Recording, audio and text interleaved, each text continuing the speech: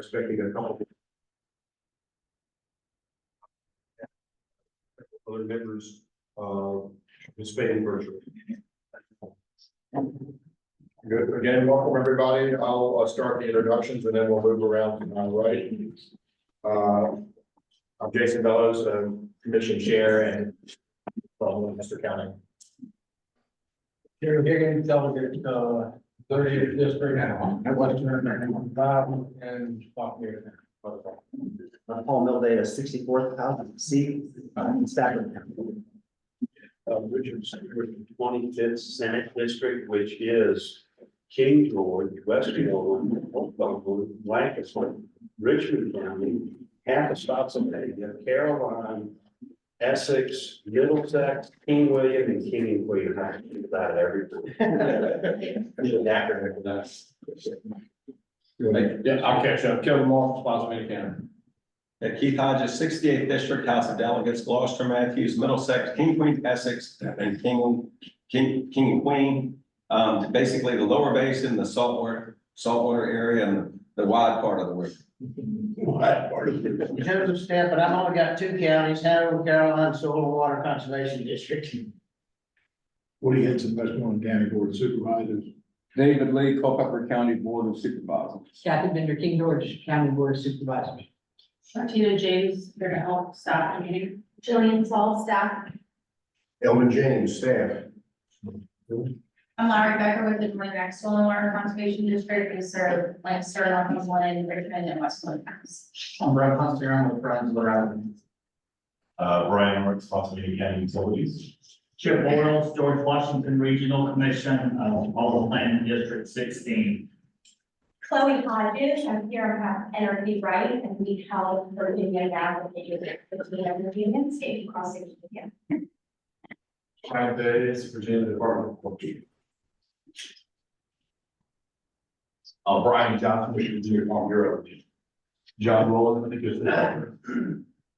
Mike Pearson, I'm a property owner on the Rappahannock, like the Long area. Tommy Blackwell, former Commissioner of Revenue, Essex County, and a friend of the Rappahannock. Thank you all and welcome. I'd like to have a special welcome from Sherry Swinson. And I don't see Sherry on the Zoom. Sherry, if you are, can you come up mute? No, I don't. But you have on Zoom starting across the top, there's us, and then we have Lisa Moncastle, who may want to come up and introduce yourself. You want me to take people through this? Yeah, you can call them, do a roll call as go online. Lisa? Yes, I'm here by proxy for Richard Stewart, but I guess we're double timing you all today. He only gets one vote. Okay. That's the rules I live with. And let's see, we have Van Carney.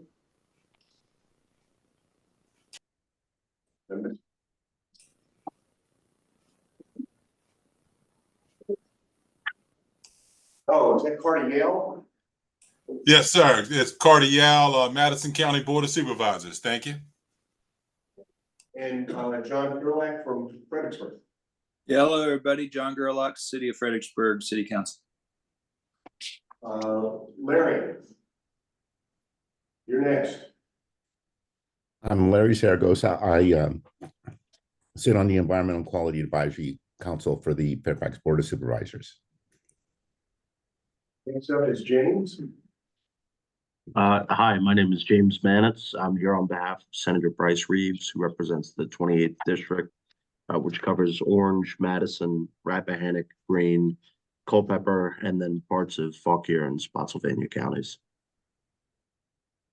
Hey, thank you, James. Craig. This is Craig Francis with Delegate Phil Scott's office. We cover Spotsylvania and Orange, parts of both. Okay, I see an A.M. Pope. I do not know who that is. Can you come off of mute and introduce yourself? Hi, my name is Allison. I'm an intern for McGuire Woods. Can you try that again? We couldn't hear you. I'm an intern. My name is Allison Pope, and I'm an intern for McGuire Woods. Wow, very good. Thank you very much. And then Kevin with DEQ. Hey, everybody, Kevin McLean, Chesapeake Bay Program Manager with DEQ, and I'm just listening in on the presentations today. Thank you, Kevin. And let's see,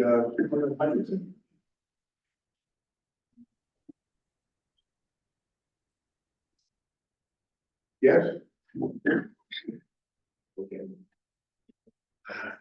Guess we still have protocols to get used to in the world of hybrid. It doesn't matter how long it is, it's still difficult.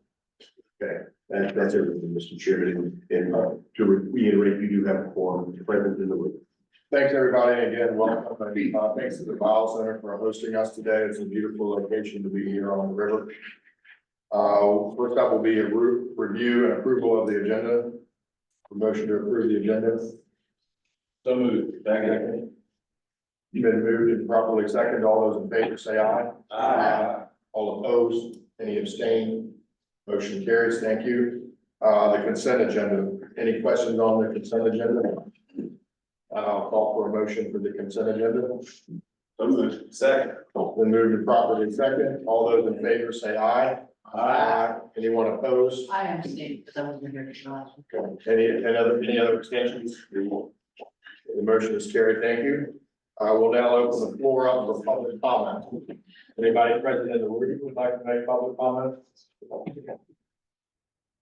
Seeing none in the room, is there anybody online that would like to make public comment?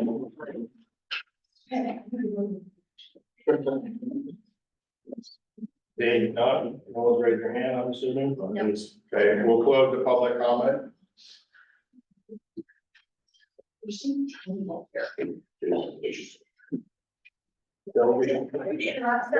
like to go ahead and introduce yourself? Sure, I was just worried that Kathy is also coming this direction. She was behind me, but we were all in the same boat. Going in different directions. Going the wrong different direction. So my apologies for being late. I was taking the scenic tour of Westmoreland. I'm Hillary Kent. I represent District 67 in the House of Delegates, which includes all of the beautiful Northern Neck and part of Carolina. So grateful to be here and see all of you and work together on this. Thank you, welcome, and I think we had some other people pop in. John? Yeah, sorry, John Basin, Lancaster County.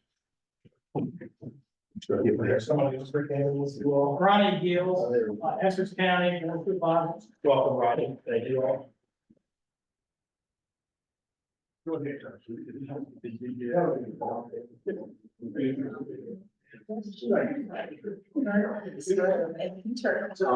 Yes, sir. There are some legends that, those who find late, all the credit things they have to call it. Yeah. John, put your way in yourself. Thank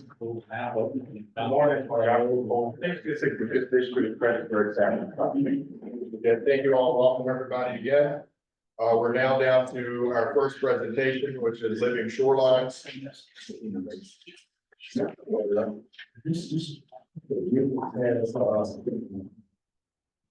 Presentation from the crew, would you say? Thank you. I mean, it's not going on.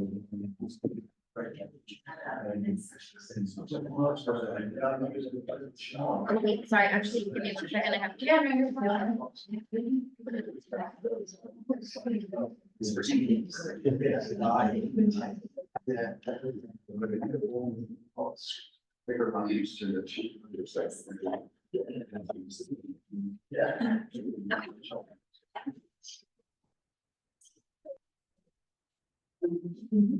All right, well, good afternoon, everyone. My name is Lowery Becker. I work for the Northern Neck Soil and Water Conservation District, so some of you I'm familiar with.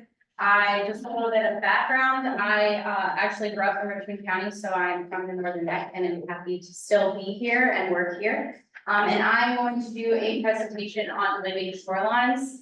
Kevin is online. He could definitely cover way more about DCAT than me, but I've been doing this now for about 6 years and have a pretty successful program, I feel like. So I've been asked to come and speak about that. Maybe. I'm pushing the wrong button. Lara, is that the only bit of background you can share with us about your time in Toon County? Well, Hillary basically helped raise me. I've known her, I've known her my entire life, and yeah. But no, I went to the University of Virginia and studied environmental science and conservation, and then got a master's in education. And so this is kind of a really nice way for me to connect the dots of both my education background as well as conservation. Just basically you're teaching people. Oh, no, no, I'll stay there. You don't know. It's okay.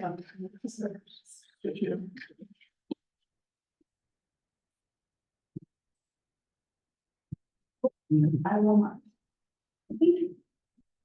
You know, it had to be me. Oh, there we go. I got it. Or maybe you're doing that? Am I doing that? Okay, all right. So the Northern Axle and Water Conservation District covers Richmond, Westmoreland, Lancaster, and Northumberland counties. We just changed our logo, so my shirt does not represent. But we work within those counties, mainly, honestly, soil and water conservation districts were created to work in the agricultural world. But we have been branching out over the last 10 years or more, really, to bring more of our homeowners and our education, our schools in, as well as businesses. So this is the general overview of what I'm going to do. We're going to define living shorelines, talk about the VCAP program, our partnerships, how we do it here in our district, and then if you have any questions. So the Chesapeake Bay and its extensive shoreline is a dynamic place. Change is constant, but not always consistent. And the need for shoreline management becomes critical when human occupation and investments are threatened. This is a quote from a shoreline management book that is kind of like the Bible to shorelines for us. And really, the predominant thing that I take away from this, you want to create a sense of place for people. And commonly, when their livelihoods are threatened or their homes are threatened, they care a little bit more about the environment and what's happening. So we like to make a connection between those two things so that we can have a greater good. As you all probably all know, per the code, living shorelines are defined as a shoreline management practice that provides erosion control and water quality benefits, protects, restores, or enhances natural shoreline habitat, and maintains coastal processes through the strategic placement of plants, stone, sand fill, and other structural and organic materials. So it's a plethora of things, but basically just think of it as a three-way pillar where you have your sills or your breakwaters out in the water, you have sand fill, and you have plants. This is actually an example of one of the very first living shoreline projects that this district put in. Those pyramids in the water are actually called oyster sentinels. They are created by a company called Ready Reef. And that project has been in, I think that was the first one that was installed in 2018. So you can see that it's been pretty successful since then. This was also at the very beginning of spring, so it hasn't fully come into itself yet. So there are a plethora of environmental benefits when it comes to a wetland. Wetlands have to have hydrology, so water, soil, and plants. Those things do a lot for our environment as well as for obviously us as people. So they filter the water, they buffer from flooding and rising waters, reduce erosion, store the carbon, track the wildlife, and create habitat. Obviously, creating habitat creates an environment for young animals, which then therefore attracts wildlife for feeding. All right, so the Virginia Conservation Assistance Program, I'm going to call it VCAP from now on, if that's okay with you guys, it's very long. It is an urban cost share program that provides financial incentives as well as technical and educational information for people to put in best management practices on an urban environment. And there are districts that basically accept being part of this program. If you're from the Northern Neck, you may look at me and say, what is urban in the Northern Neck? Now, we do have some towns, but in general, we're not that urban, right?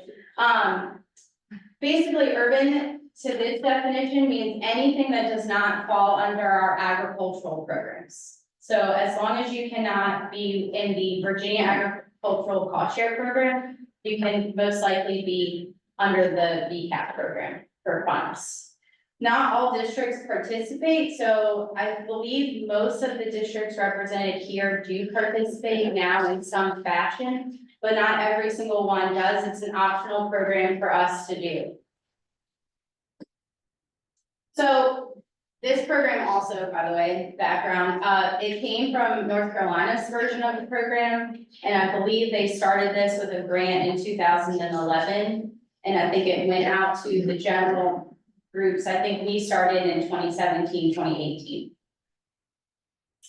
So basically the goal is to work together to improve the environment and improve the urban environment specifically. We do that again through financial and educational interpretations and assistance. And there's a plethora of things that it helps, but in general, we're trying to help you handle your stormwater on your property. So the old concept was you take stormwater from your house, from your business, from your road, whatever, and you get it away.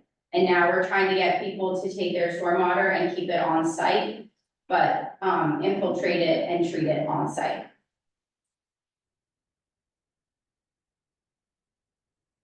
Okay,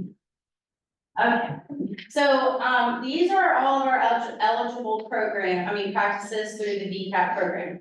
So not every single idea that you have would be funded through VCAP. There are very specific programs. You will see inside the circles, there are either percentages or numbers or dollar amounts per gallon or square foot. That is the percent or the amount that they will pay for as you have your quote. And then it's up to a certain amount. So for example, a rain garden, they will pay 80% of your costs with a $7,000 cap. So this is just a way to have the homeowner also, or business owner also have some buy-in, and then also have enough money to do multiple projects throughout.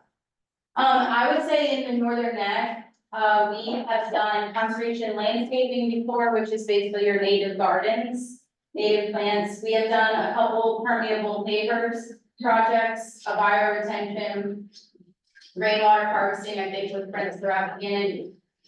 But all in all, our largest one, oh, and we've done vegetated stormwater conveyance in Lancaster and Pomar. We did a couple of those. That was prior to my time here. But our largest one is living shorelines.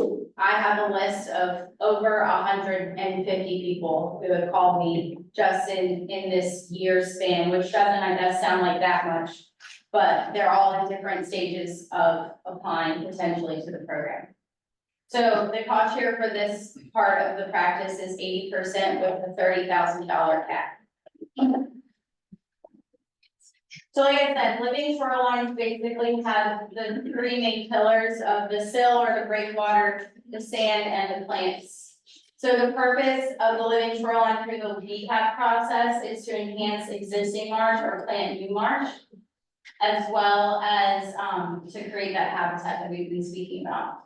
So we work primarily, or through the program, we have to have the Shoreline Erosion Advisory Service, or SEAS for short, or the Virginia Institute for Marine Science, or VIMS, come and help and assist us. They are our science, basically, behind the VCAP program. And they distinguish if a site is VCAP applicable or not.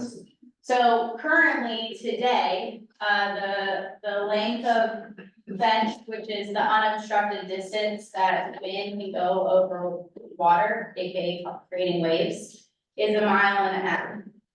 I believe come next week it will be 2 miles, but that has not been voted on quite yet. But they are increasing that. That basically just means if you're out on the main stretch of the Rappahannock River in this neck of the woods, you would not be able to apply for VCAP. It's too large of a project. Down here, it's mainly up in our creeks, and our smaller rivers. Mr. Chairman, that's a question. Yes. Sorry, I didn't interrupt you, but if I don't ask you now, forget. That's okay. So you said that your greatest list was for living shorelines out of all those categories. I mean, you have a list of 150 people. Do you have the funding to help those people, or is that why you have a list? Great question. I do not manage the funds, which I'll get to that in a minute. So I'm not positive if they would have the money if I did turn in all of those applications. The Virginia Association of Soil and Water Conservation Districts, which is kind of odd, they're a nonprofit that works in conjunction with all of the districts throughout the state. So they house the funds and they make the rules and they have the final approvals. I would be surprised if I turned in all of those, but it's potential. I mean, the starting budget is 4 million, and then I know that we commonly have other grant funds that would help support these projects. Thank you. Yeah, no problem. But just to answer your question, I haven't turned them in because they're all in different stages. So, Mr. Chairman, can I have a question? Yes. If you don't mind, thank you, Mr. Chairman. So you have planning, sand, and silt, but you also have the other structural materials in there that have the elements of the shoreline, that are way down to do that, and so, that was actually a bill I had passed in 2022 to use these alternative models for living shorelines that still protect water quality, but yet they're still getting wrapped around the actual, when you say you have hymns that's coming in and providing the science, and although it fits into the definition, I saw Radio and, there with Matrix and all of these other companies, they have science behind it that can decrease the cost up to 80% in many cases for the shorelines. But it's still getting wrapped around the permit process, even though the MRC has permitted some of these companies. Some of the science doesn't necessarily match the reality, if that makes sense. it does make sense, and what I would say to that is. Is that a question? Well, isn't that true? I mean, but that's what we're seeing, because they're getting wrapped around the axle, because, the cost, when you look at the VCAP program, and the cost of the living shoreline eats up that VCAP money, because the cost can be up to $650 on your book. And, if you can find alternative ways to still protect the property, and have the elements of a living shoreline, and get it through the permitting process, and how can you work with all these folks to get that permitted? I guess is the question, because it shouldn't get wrapped around the axle. We need to get these projects permitted. They would still have the elements of the living shoreline, protect water quality, decrease the cost to the homeowner, decrease the cost to, VCAP. Right. And allow more projects. So how can we work to get that done? Yeah, so Sorry. No, you're fine. On the spot, but that's the No, reality. I love being put on the spot. What I would say to that is I commonly have people who come to me who do I had a guy yesterday, he uses socks. I've never seen that, but it's something that they've done on Hog Island.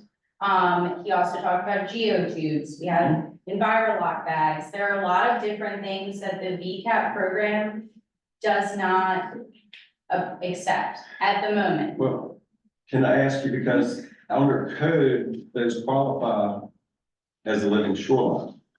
So the problem we have, I guess, is my question is, we have folks over here, the scientific advisors to the state, that are saying in some way, shape, or form, they're not a living shoreline, although other states have qualified them as living shorelines, and the code that we passed defines it as a living shoreline that can decrease the cost. Right. So is that kind of your problem? Well, I don't know if it's, yes. I mean, I wouldn't say that's my problem, but I would say that we do follow what VIMS constitutes as a living shoreline. And that has been the response that I have received when I've asked, could we use these different products in a living shoreline project? I would like to see it get opened, because I think that there is the potential for all these different things, as well as you've seen ways that they've been permitted and that they've been used and been successful. Can I follow up with a comment on that? Then what is the process for such entity to get certified? Is there a process? That's a good question. Yeah, I guess VIMS If I has had to to approve it. do living shoreline product company, like, how would I prove that it was worthy and then get certified to get into this I program? think- To bill for key. Well, we've had the bill, it's in code. It sounds like to me you've got. It's actually in statute, it's in code, and problems, I mean, and not to say anything about dams, but the scientific advisor to the living shorelines. Dams does excellent work in many areas as far as fisheries, water quality, but they don't have the expertise in living shorelines. They don't have the coastal engineers, they don't have any of these folks to be able to provide the expertise, and they look at it from through a different lens instead of looking at it like they're supposed to look at it. And I think that's something we're tackling. I actually had a bill from the university collaborative to allow other universities and BMRC to go to other places for input. Is it something to be administrative? Well, it is, and although it's permissive, they can still do that, but it is permissive, so we need to work to get BMRC to start to look at other areas. And to look at other places for advice on these projects. So we're working on that, but I mean, that's kind of our holdup right now. Yeah, I mean, It's getting bottlenecked, so we could decrease the cost. I mean, the $4 million that you have, you could much better utilize that if you can decrease the cost of these projects, have more homeowners, and go about what the code says. well, the scientific approach is ultimately applies a broad brush to like a broad area of concepts. And the sites vary considerably, and so that's why sometimes the science doesn't necessarily match the site or the requirement there, because there's so many different variables at play there.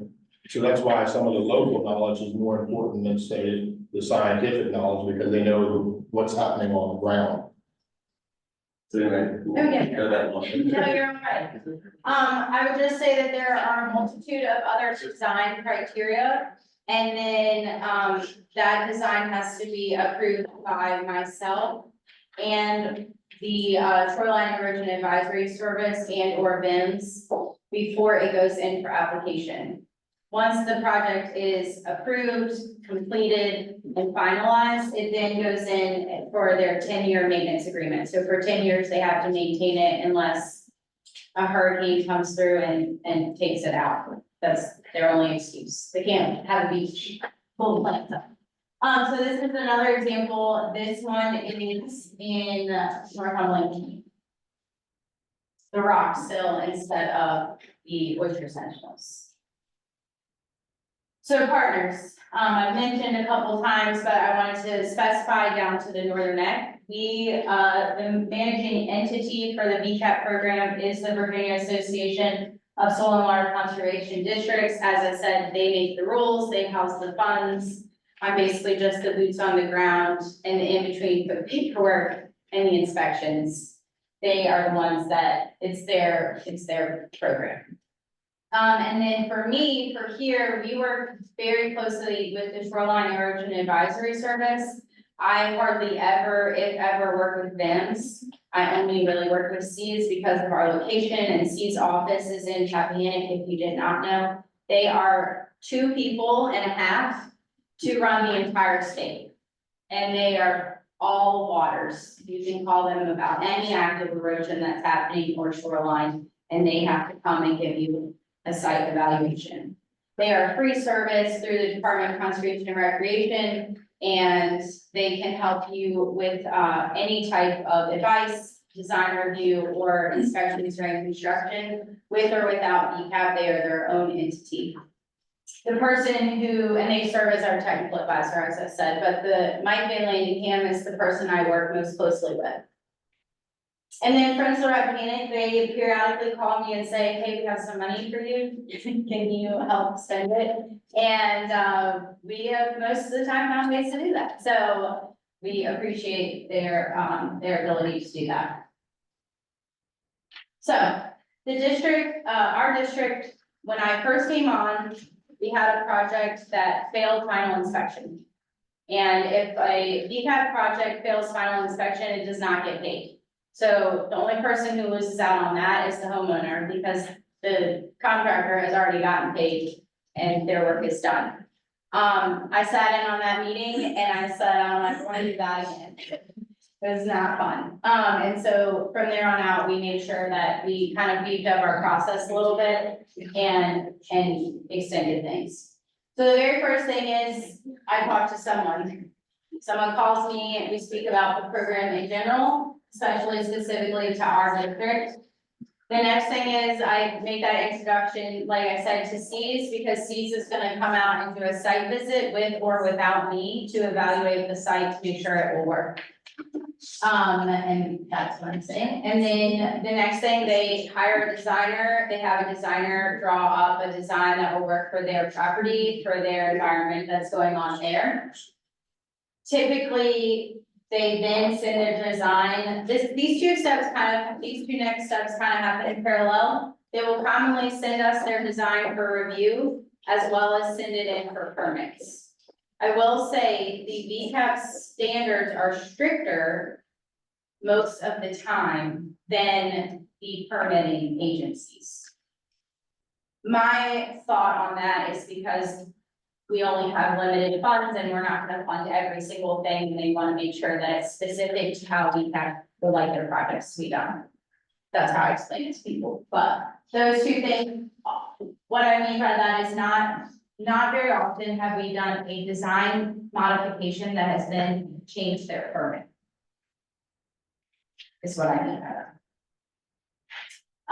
Then it has to go before our local board to be approved, and then to the state level, to the steering committee under the association for a final initial approval. I say initial approval because again, you don't get that reimbursement until the very end.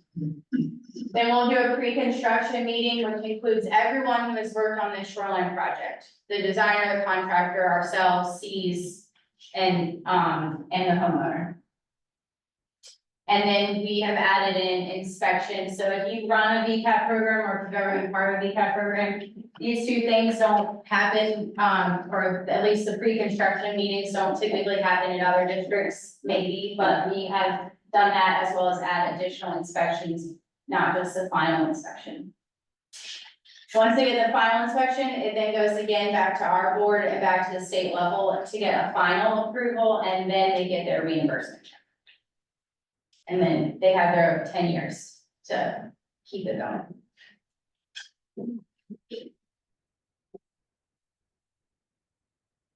So I just wanted to show you a project. This project is in Lancaster County. This is the initial site visit. You can see the designer has already gone out and staked where the sill will go. And this was a very interesting house because it actually was relatively low. And they had actually already risen the home, out of the flood zone. This was after the sill and sand inspection. So as you can see, they again did a rock sill. And then this is after the planting. You can't really see, there's a pointer, I think, especially well, but in the middle of that long section, there actually is a weir soil a low spot, which they require every 100 feet in the permits as well. And then this is that same project a few years later in the very early spring. And these individuals actually, that was their project. They actually won the award this year for participation. So in the Northern Ag District, we have put over $500,000, I apparently accidentally said $1 million the other day, about $500,000 just in living shoreline within the last 6 years. So we've created over 4,000 linear feet of living shoreline projects. Which, I mean, that's pretty cool.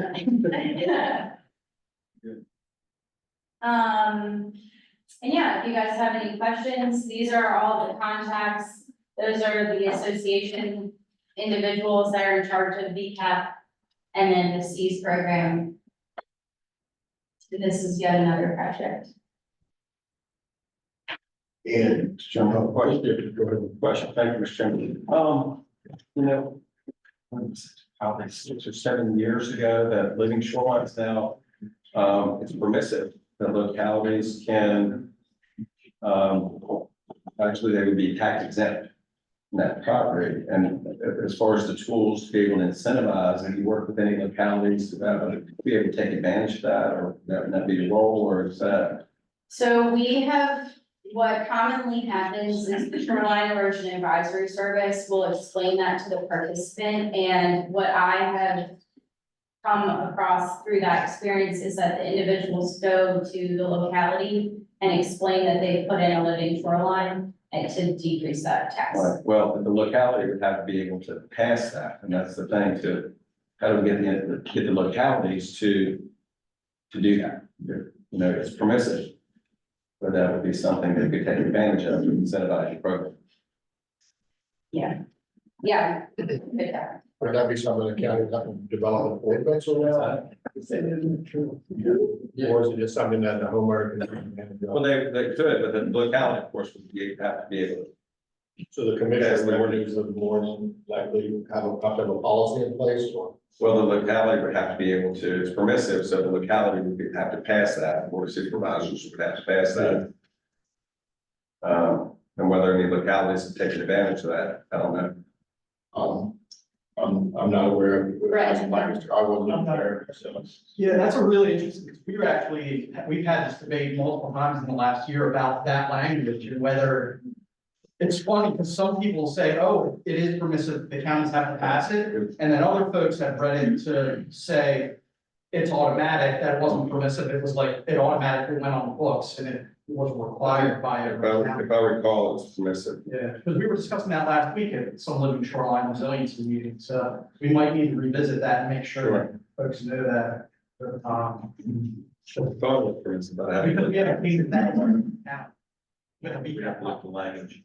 Yeah, and we've had, we've had a few in Lancaster and Northumberland, I've never heard of pushback, but yeah, you had that project in Carolina and that seemed to come back. It may not have been permissive, but I'll take a look.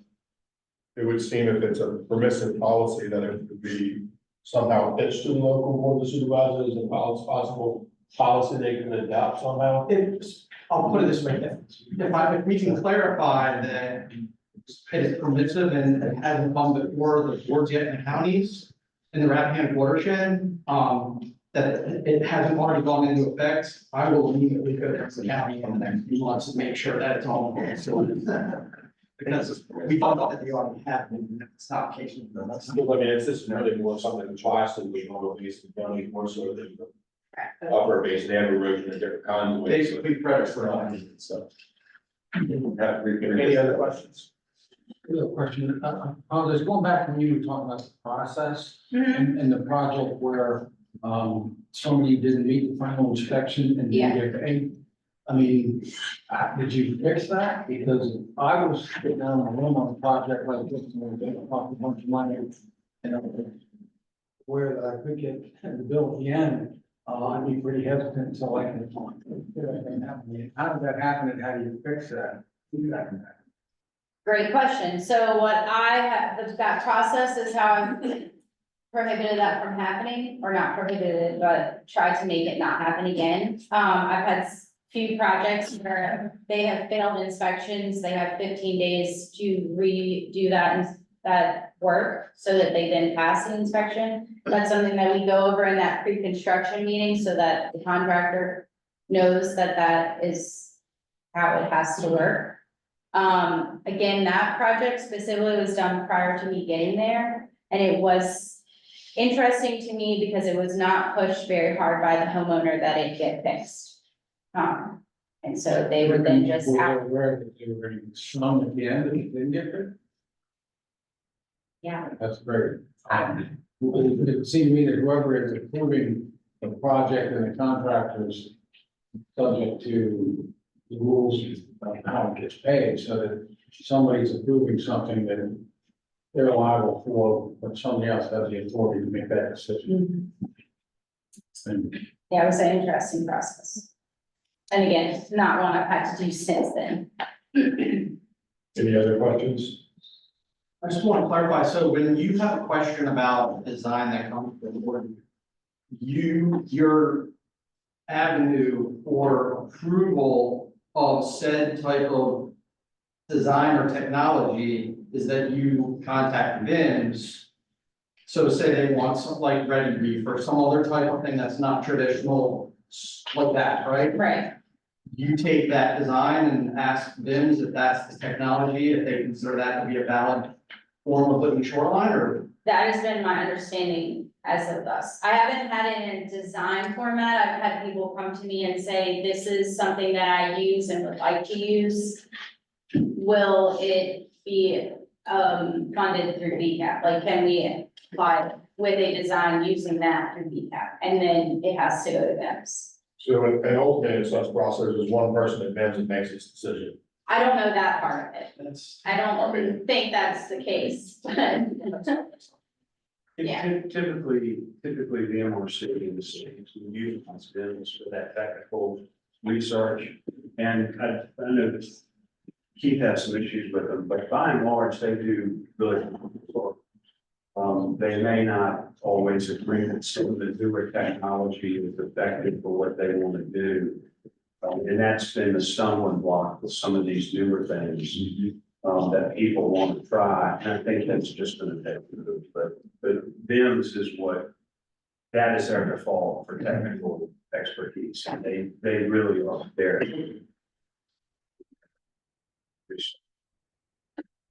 Subject matter.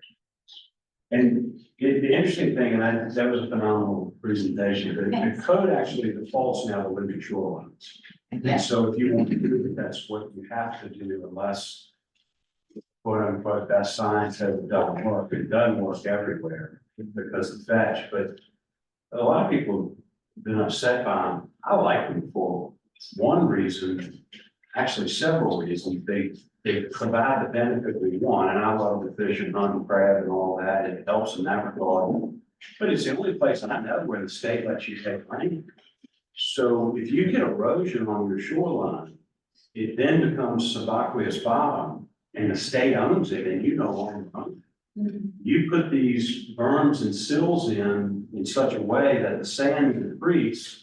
You're now gaining land back from the Commonwealth that you had previously lost. And you can't do that if you fix a hard berm or a jetty or a bulkhead or anything like that.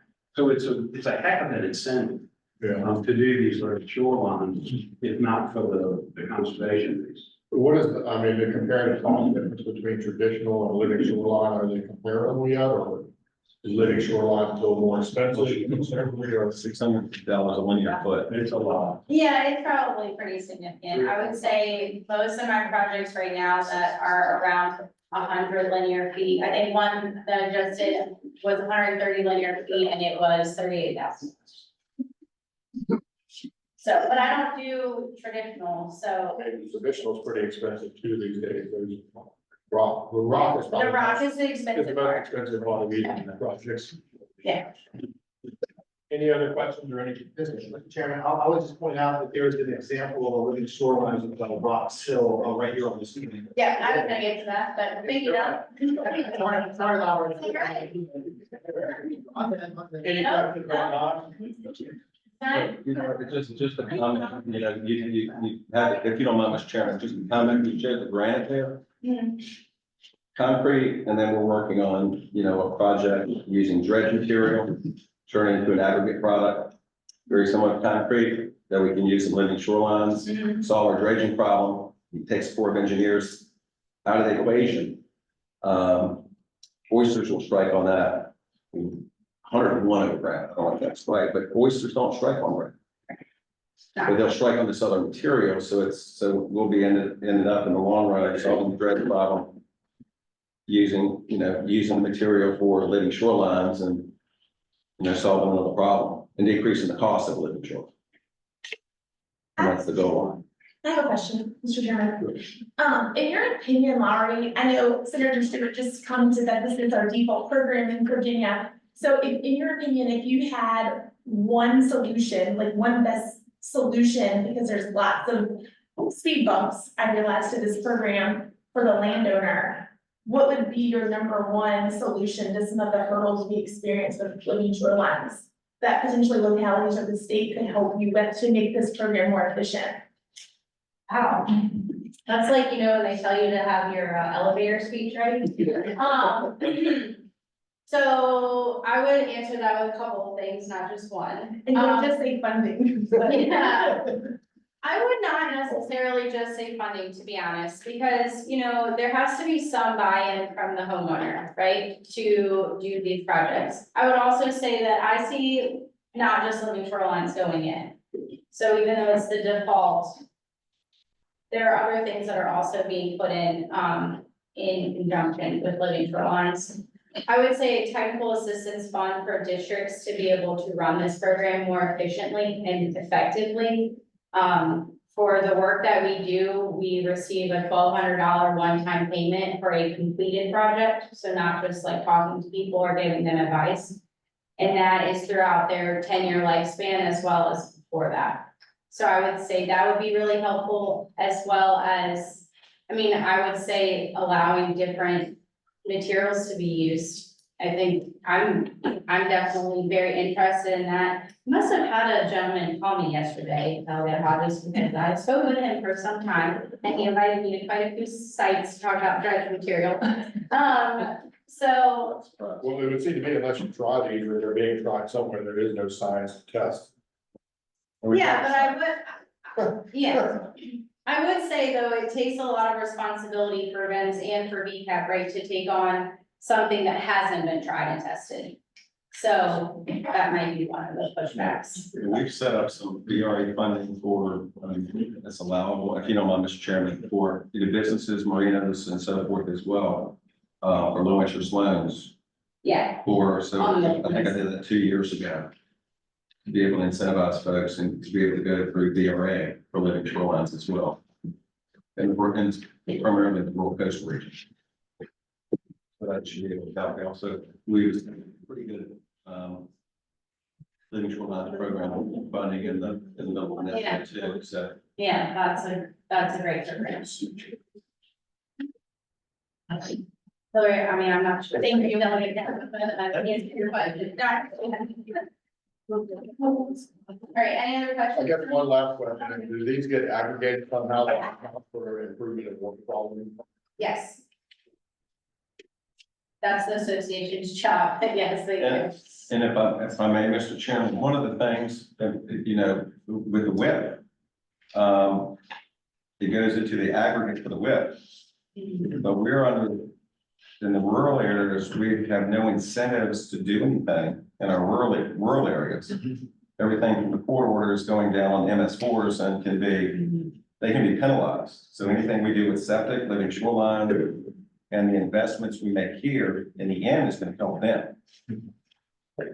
So how do we leverage and that's my goal in the long run, how do we leverage to be able to get some assistance from our urban areas to help us, which is going to help them in the long run. Yeah, that makes sense. Yeah, it's more of those things that we're all in this together, and it's not urban versus rural, and we all support each other in different ways and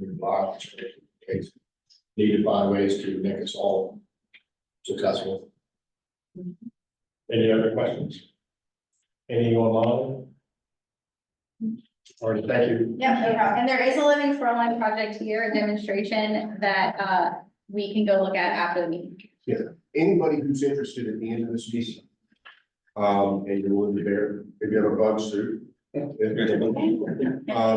You know, it's either raining or it's something when we but it's not fall. No, it's just right down. And you get, it's a really good example of one of these. Lowery will take you on the tour. So, All right, thank you. Thank you very much. Oh, all right. Yes, yeah, we're going to do something a little different.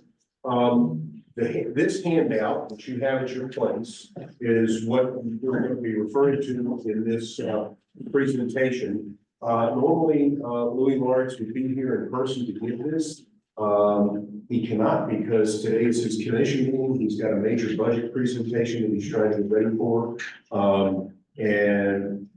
We've got about a 20-minute presentation we pre-recorded for us. Matter of fact, we did it as part of our annual committee meeting. And Joe, are you ready? Yes. Just to set this up, at the last meeting, at the end of the meeting, the commission indicated an interest in starting to talk again about septic. This is going to be the first installment on that. We've got another installment at the next meeting where we're going to be talking about some examples of the upper basin versus examples in the lower basin that we're going to talk about today. And then also Kevin McLean, who is actually auditing today's meeting with EQ, is going to talk about it from the EQ perspective also at the next meeting. So with that, I want to thank you for, kind of on short notice agreeing to jump on an article that it really led me to read the handout that we forwarded over to everybody. And the commission has pretty much said we've got to start talking about septic again.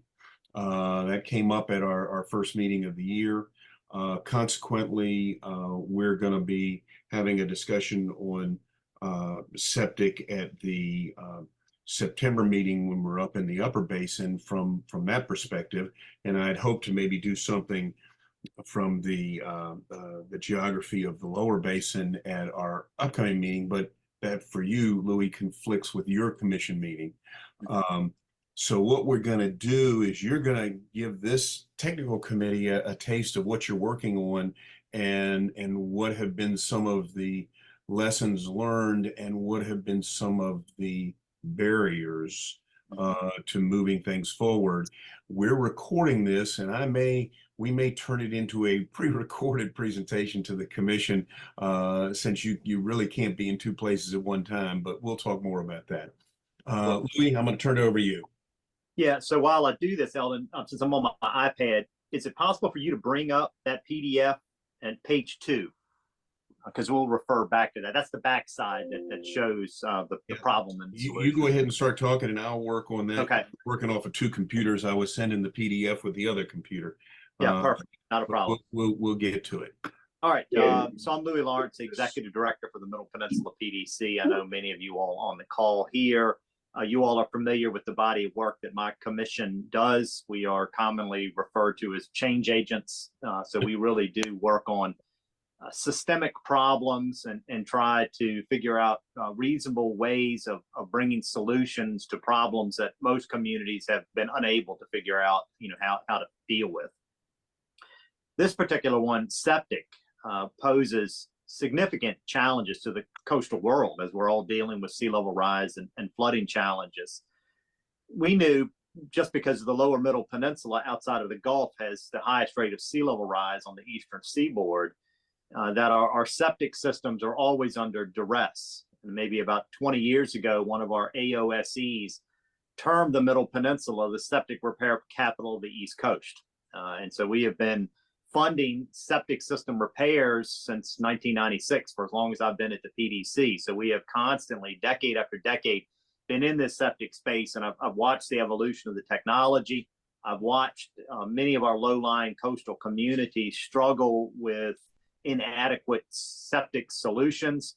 You kind of juxtapose that against the Bay program's commitment to remove phosphorus and nitrogen and sediment. So that the whole approach just does not work very effectively. And so we knew we needed to try to do something, drastically different. So we started the General Assembly trying to get some funding to begin to think a little bit more broadly about how do we deploy septic technology in rural communities in a more holistic way, with the backdrop of flooding and sea level rise always lurking. And so we started to see a couple things happen around the pandemic that really drove the need to do something different. So pre-pandemic, a single family engineered septic system to support, a regular single family home, 2 bedrooms, 4 or 5 people in the house, was running around $25,000. Post-pandemic, that exact same technology began to push $60,000 to $70,000. And we said, this is not sustainable. We need to do things to control prices better. We need to look at alternative approaches to septic technology. And so we had started talking with the General Assembly about some dedicated funding to try to look at this issue differently. And we also started talking with Go Virginia about different ways of building out a water management approach that could bring a lot of different solutions into the marketplace, of which septic was one. So we got a rather large Go Virginia grant at the exact same time that the General Assembly provided some money to us. And so we kind of bucketed those 2 different sources of funding into two different geographic areas. The Go Virginia money was spent at some public lands that the Public Access Authority owns down in Gloucester, and that's the one that Eldon will be able to hopefully bring up on the screen here. And then, there you go, Eldon, go to the second page on it. And then the second bucket of money was the General Assembly money that will be used at a King and Queen facility outside of the floodplain. And so the challenge that we provided, we gave a $250,000 prize to any company anywhere in the world that could bring a septic technology to the marketplace that did two things. One was to elevate the technology above the floodplain.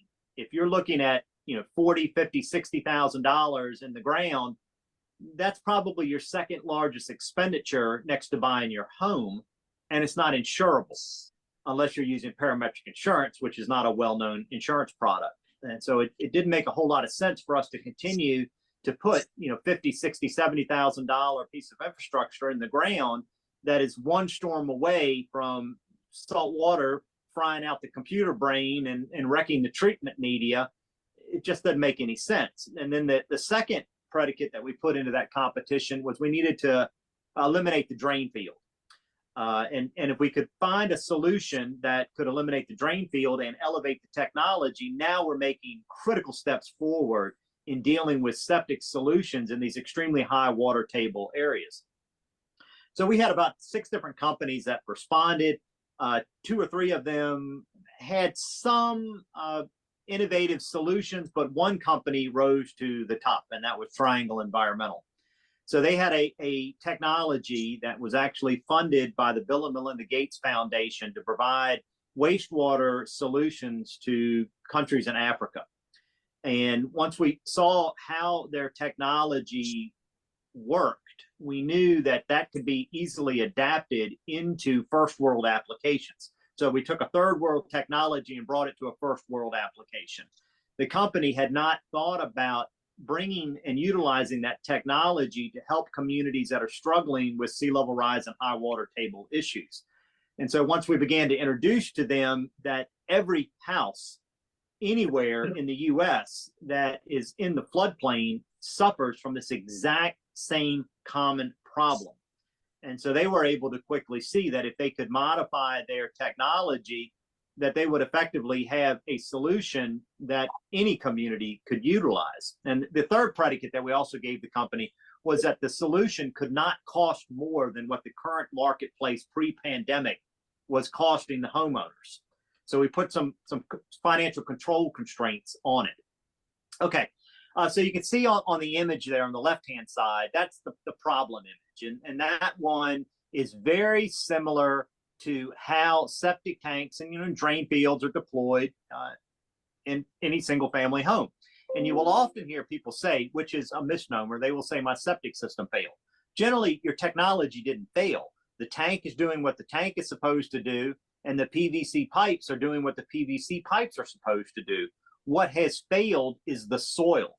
The soils have turned to goo, and if they have turned to goo, then the effluent that leaves the PVC pipes does not either rely on that soil for the final treatment, or the treated sewage cannot be distributed correctly through the yard. And so we needed a solution that eliminated the drain field. If you can take the weakest link out of the septic technology, now you've dealt with the single biggest problem, which is the leaching field. And so the Triangle solution did just that. So what it does is, in simplified terms, it allows you to utilize and separate gray water from black water. They have technologies that will do both. And then you have to also kind of replumb your house a little bit, because you're turning your system more into a closed system. So on the image on the right, what actually happens with it, you flush your toilet, the solids and the liquids still go into the tank. The holding tank, never been a problem. That's closed. The solids stay in the tank. The liquids now go into the elevated treatment unit. And the elevated treatment unit is above the floodplain. So now you've got it out of the hazard area. It treats the liquids to the appropriate NSF standard, and it goes into a holding tank. The holding tank is in lieu of the drain field. The next time that you flush the toilet, it takes the treated water out of the holding tank and recirculates it back through the wastewater system. So now it's becoming more of a closed system. That water is treated to a high enough NSF standard. You can use it to water your garden if you want. You can use it to wash your car. So it's got other uses beyond just the wastewater treatment. But what we wanted to show was, can you in fact eliminate the drain field? So yes, that's possible. And it has been built. So the slide, I sent to you all a couple photos of the very first elevated, what we think is the first elevated self-contained treatment unit system in the nation doing what this technology is doing. Now, when you see the pictures that I emailed, the very first kind of visceral reaction that most people have is, oh my God, that's so big. It's so obtrusive. It's not intended to be aesthetically pleasing at this stage. What it's intended to show is that yesterday there was nothing that looked like this. And today, now you've met a couple really significant hurdles. You've elevated the technology, so now you don't have to worry about flooding and storm surge, and you have effectively eliminated the drain field. I assume everybody can see the 3 photos now. Yeah, we got the first one that's up here. Only one? Okay. Yeah. So this has now been permitted by the health department. When Eldon talked about some of the barriers, I will say that I am accustomed to working in really difficult and complicated regulated and permitting spaces. This journey was no exception. This was no easy task to propose something that doesn't exist anywhere in the regulatory and permitting world. And so whenever you pose something to a unit of government that doesn't currently exist, government is risk averse by its very nature. So the entire system is designed to say, no, you can't do that. So it really did take a hefty team lift to try to figure out, how do we get this through the permitting system to show that it is possible, it can be safely deployed, and then how do you bring it to market after it passes the monitoring and the scientific rigor that's necessary to be able to show that there are alternative ways of being able to do this. When they bring the unit to market, you're seeing something there that's about the size of a refrigerator. When they bring it to market, it'll probably be closer to a college dormitory refrigerator size. It's much larger so that when you open the door, you can get in there and you can show it and they can monitor it. It's got all sorts of bells and whistles inside of it, telemetry equipment so that they can monitor on their cell phone. So it's oversized on purpose. This particular one doesn't have the holding tank because we needed for the very first one to show a really high level of fidelity that it works without risking any environmental degradation. So what's actually happening in this first pilot model is the liquids come out of the holding tank. You can see the little white pipe in the center. Those liquids go up through the treatment unit, and then they go right back down through that pipe and then return to the drain field. So it's kind of a horseshoe maneuver. And that was done so that the health department could understand that there is no risk with this first pilot program. All it's doing is siphoning out the liquids out of the tank, treating it, showing that it can meet the NSF standards, and then it returns it right back to the drain field. And so that gave the health department a much higher level of comfort of knowing, okay, we're going to step through this in a responsible way. We first want to see, can this thing in fact be elevated, and does it meet the treatment discharge standard that's needed? And then let's safely discharge it back into the drain field before we take any more steps forward with it. So that's what you are looking at here. The second bucket of money that we were able to get from the General Assembly probably 3 years ago required that funding had to be utilized outside of the floodplain. Again, this was something that the environmental community advocated for because they were very much concerned about potential impacts within the floodplain for dealing with something that is very sensitive, which is how you manage wastewater. So that commercial, that's the commercial site. So we are testing one on a single family residential loading, and then we're also testing one on a commercial facility for commercial loading, which will help with marinas and campgrounds that have and restaurants that have a much higher wastewater load will now be able to also have alternative septic technology that can be brought to the marketplace. they have not settled on the entry point, price point for this, but it is going to be significantly cheaper than pre-pandemic engineered septic systems. We know that for a fact. That's what we've been told by the company. They've got to monitor probably the technology for at least another year. The health department has a very prescriptive process for how you bring engineered septic systems through the regulatory permitting system that allow them to go on the list of, okay, now it's okay to buy this technology openly and you can have companies install it. So that's where the company is right now. They are beginning to deploy several of these. They are being monitored by the health department as they go. And then as they pass all of the different tests, then they'll be able to actually bring it to marketplace with a for sale sign.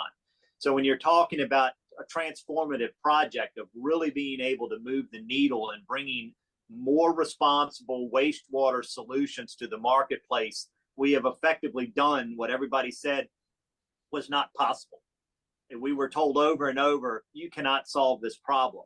And we said, we believe that we can. And so now you're looking at the fruit of that labor. So with that, I'll be glad to answer any questions. The fact sheet that we sent out that you all have, that has been approved by Triangle Environmental, by my office, by RISE, which is one of our partners, in Virginia Sea Grant. All of us have been collaboratively working on this project. So it's a lot of partners were involved with trying to figure out, how do we do this project? It's there. You all can share it. The company's welcome to talk with you all if you have questions about it. We're welcome to host a field trip if folks want to go down there and see it. We're looking at probably doing something with our congressional delegation. They have a really big interest in wanting to see this technology.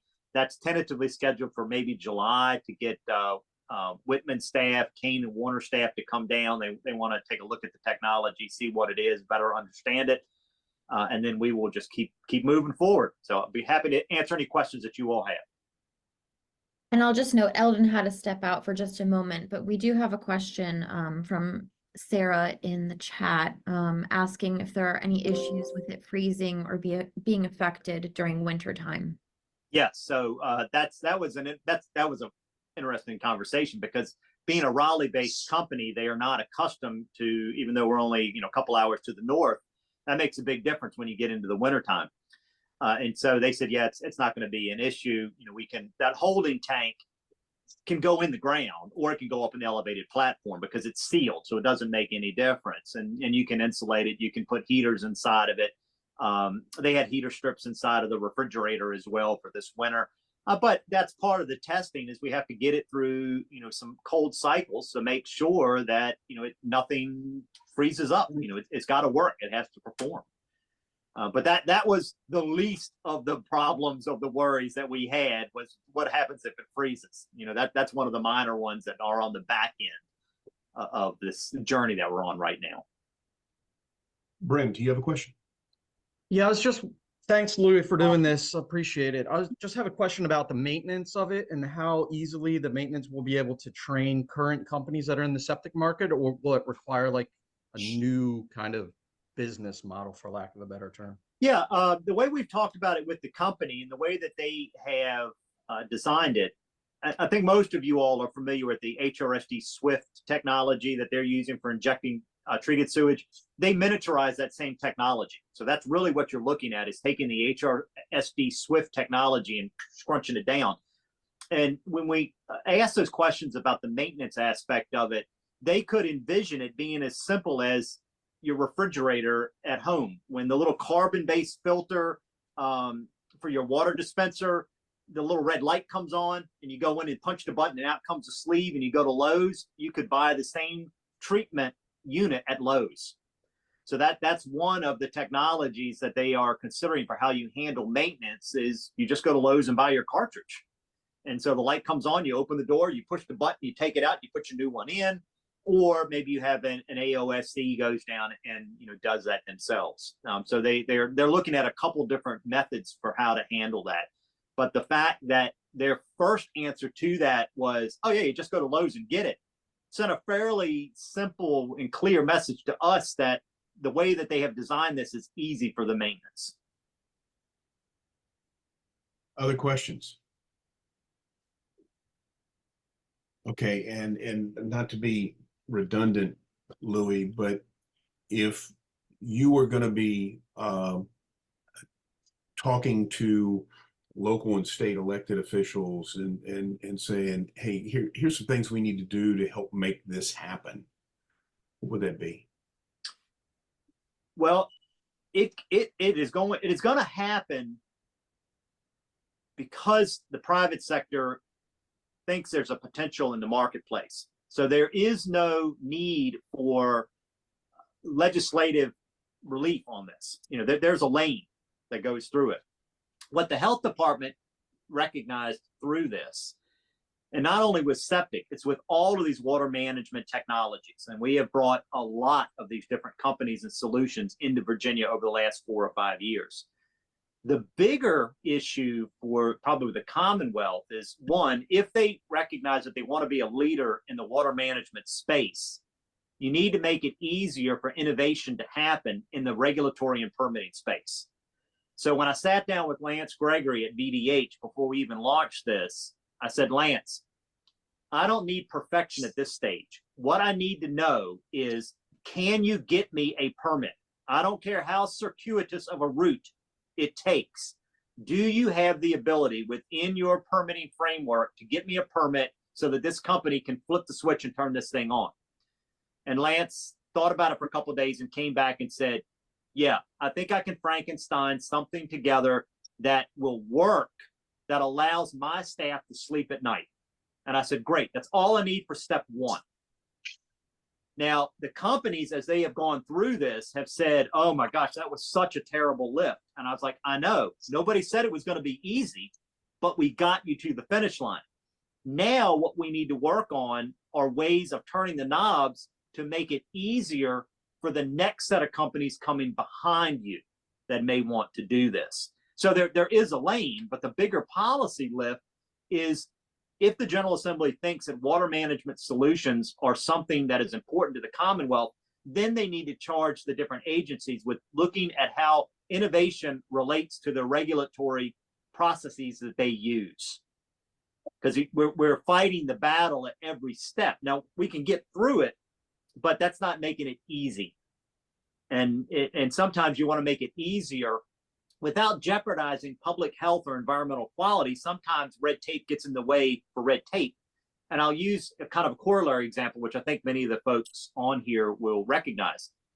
The Chesapeake Bay Preservation Act has always been about managing water that's moving down gradient. And the RPA is the last BMP that exists before that dirty water exits into the bay. Well, sea level rise and flooding from storms is moving water uphill. The regulatory framework never contemplated water coming in the back door. So that's kind of the example of what we're talking about with the septic technologies, that these solutions were never intended to be interjected in with our regulatory permitting framework. And so that what we are illustrating to our permitting partners at DEQ, at BMRC, at VDH, is the problems and solutions of tomorrow don't fit the regulatory permitting processes of today. And so they need to be thinking that through more effectively. Okay, so the thinking cap moment here going forward is, how do we effectuate that? Yes. And we need to continue that discussion. Okay. That's the end of our recording. Could you ask questions? Is someone here to ask questions of? You can ask, we will relay them to Louis. As a matter of fact, he's going to be looking at the commission being influenced. If I may, this is posed, I think it was posed as a solution to high water tables and flooding areas. But of course, all of us on board have ever been on a board of supervisors knows we stop a lot of development. A lot of development is stopped because you can't get a port site. It sounds like this technology also allow to take unbuildable lots and make them buildable. You'll have all kinds of county input on that. I'm curious, I have one technical questions. Is the reason it's so high up because you want it to be gravity fed after it's treated? Or could it be on the ground, with concrete pad and? Well, the intent there was to kind of overdo it a little bit in this test, but to get it out of any kind of flood. Right, way. that's for the flood, okay. Right, that was the intention, and again, as Louis said, just like they oversized the piece of equipment, so that it would be easy for the health department, whoever, to look at it. It's a test run, and they're making. Okay, so your answer is it could be possibly, and the other question, one of my other questions is, there used to be a time in Virginia where if you treated water well enough, you could dump it right back into the Virginia tributaries, not in the Potomac. I'm curious if that's been, if you can wash your car and water your garden, and how close are you to being able to just use it? You have to be able to just dump it. If you happen to live in Virginia tributary, has that even been discussed? Well, what you heard Louis talk about is a couple of things. One, you were treating the water well enough that you could reuse what was coming out of that treatment as gray water. So you could use it to wash your car, you could use it to flush your toilet, not potable. Gotcha, right. So it's a partially, what you talked about is the house could become a partially closed system.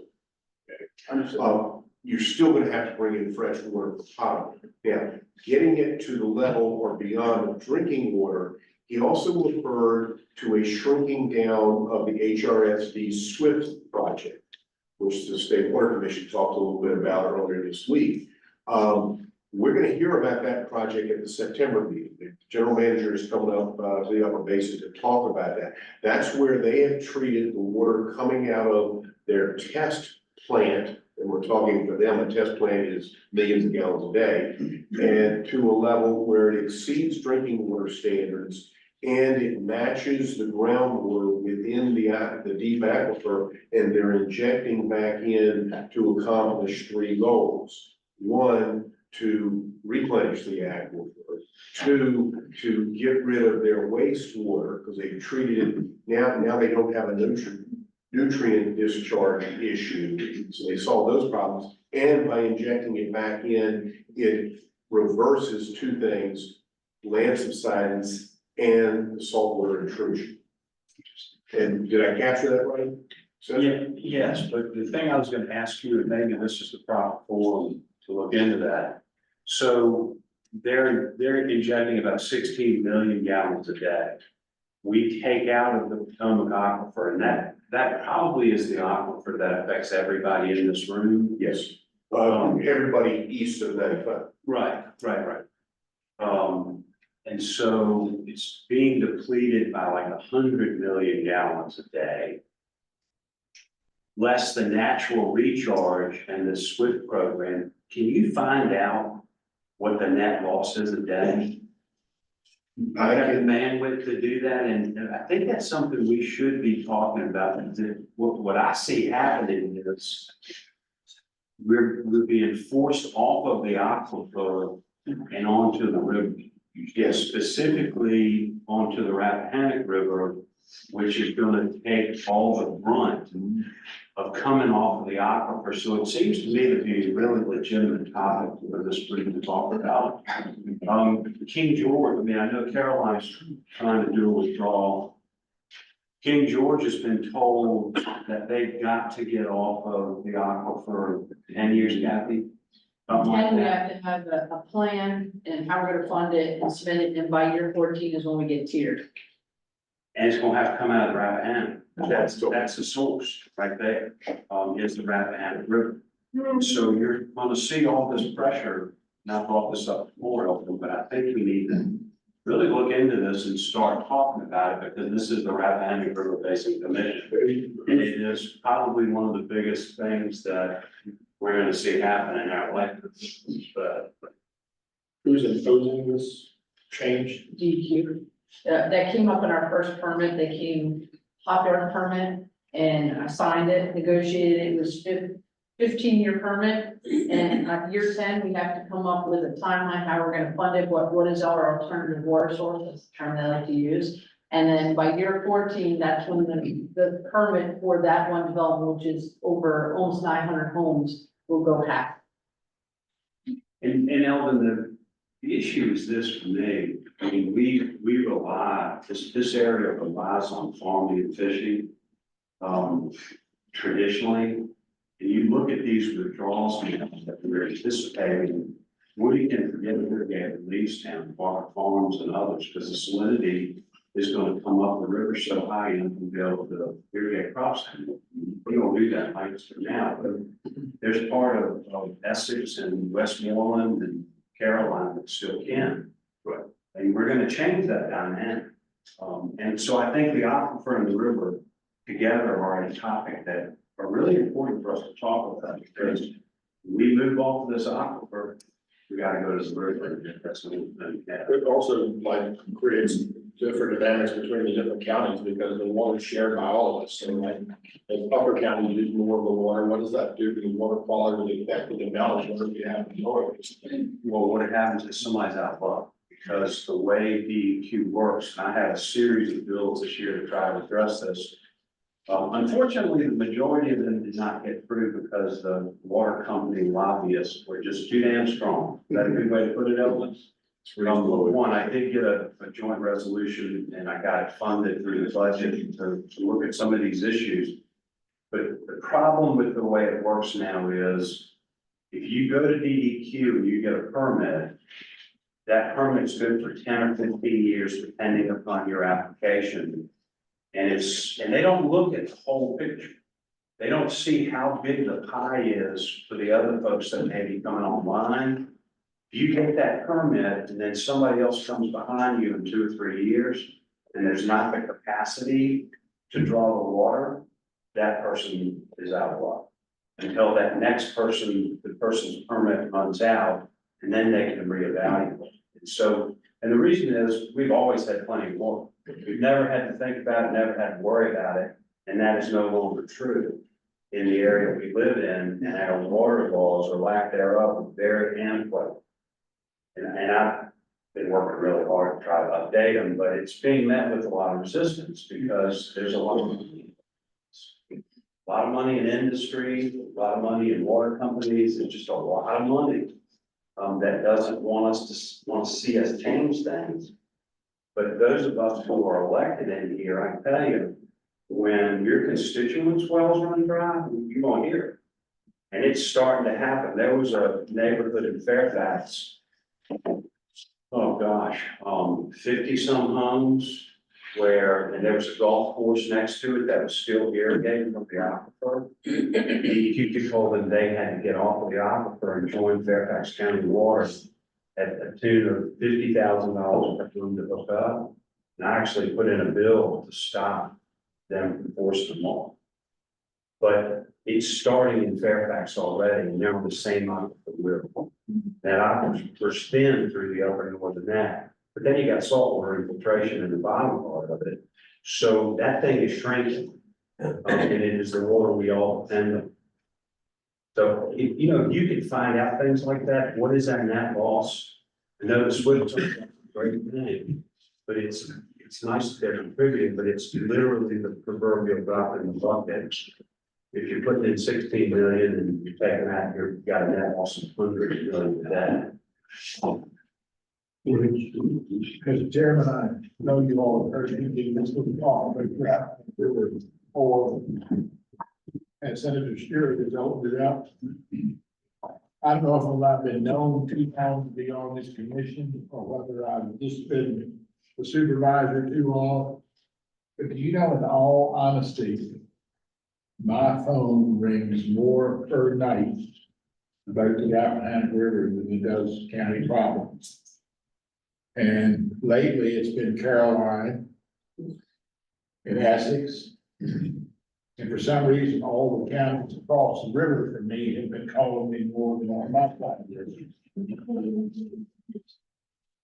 But what I want everybody to get the feeling of, because Mr. Stewart has laid it down very good, but I'm reinforcing it now. Before coming to this meeting, as you can see, I had my work clothes on today and I had to ride by 4 center pivots and two of them are shut down because we can't run 6 at a time. Pump won't do it, pumps won't do it, but